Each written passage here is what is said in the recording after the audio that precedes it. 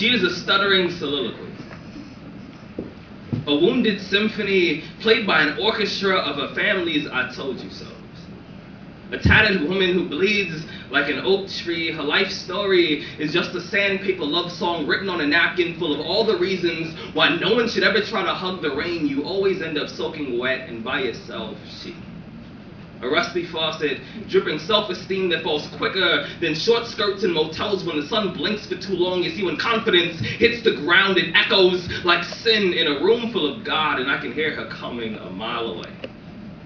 She has violin strings for legs, a graveyard of awkward treble clefs buried in her knees, and I can see the suffering inside of the concert of her walk. Her footsteps, they sound like the ignition to her father's car the day that he decided that he was too thirsty to pour water on his own seeds. So when she calls me daddy, I never really get excited because I know that it's just a title that she gives the branches in her life that are destined to be abducted by the wind. She comes over on Wednesdays.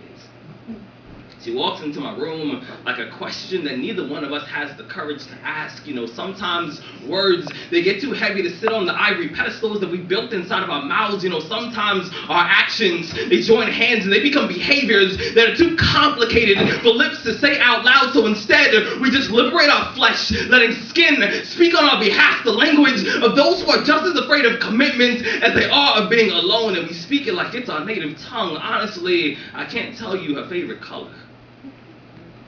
Her middle name, or what her face looks like with the lights on. All I know is that we are both allergic to the exact same things like compliments, like the word beautiful, like someone saying I love you with arms full of acceptance and sincerity on their breath. Most days, I wonder what she carries in the luggage underneath her eyes.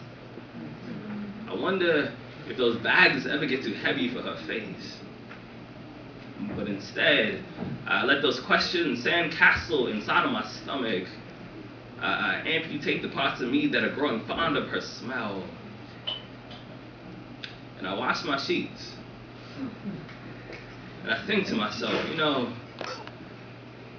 most men are proud of things like this.